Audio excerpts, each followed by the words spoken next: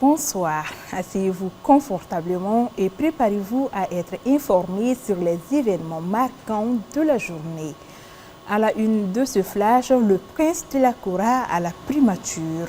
Le Premier ministre a reçu ce lundi Sidiki Diabaté, artiste chanteur, pour discuter de son concert prévu pour le 17 novembre 2023 à Bercy, en France. L'artiste sollicite le soutien du gouvernement pour son initiative de promouvoir la culture malienne à travers la musique.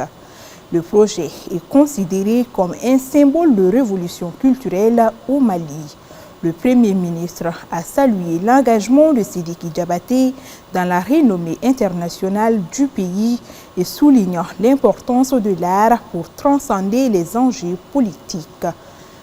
Il réaffirme le soutien gouvernemental au projet et encourage les Maliens à se mobiliser pour la musique mandingue et la culture du pays.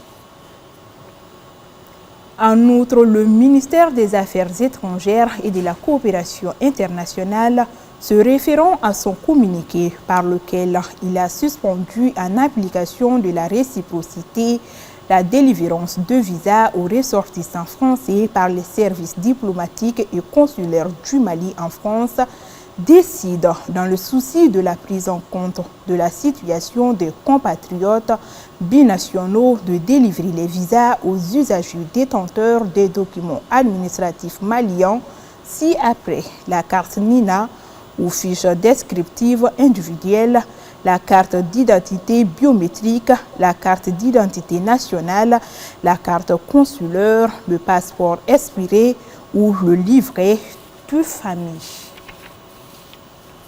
Par ailleurs, le bureau du vérificateur général a identifié des irrégularités dans l'attribution des subventions d'engrais pour la campagne agricole 2020-2021 à l'Office du Niger.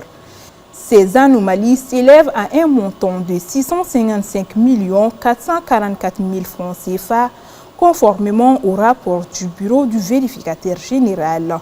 L'enquête a été menée dans plusieurs zones de l'Office du Niger, dont Bewani, Nyono, Kolongo, Kemassina, Kouroumari, Ndebougou et Malado, ainsi qu'au siège de la direction générale. Actualité sur un tout autre plan, les éleveurs dans certaines localités du Nord s'inquiètent du manque de pluie. Mali Météo explique les phénomènes par le changement climatique et rassure que de fortes pluies sont prévues. Parlons de vie chère.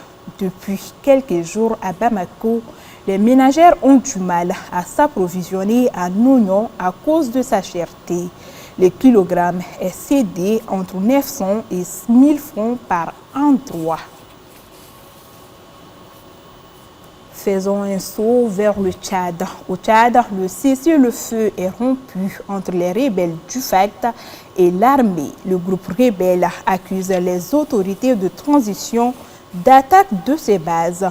Le président de transition, Mahamat Idriss Déby, leur a adressé un avertissement. Merci de nous avoir accompagnés pour ces nouvelles. Rendez-vous le soir pour de nouvelles informations. D'ici là, portez-vous bien.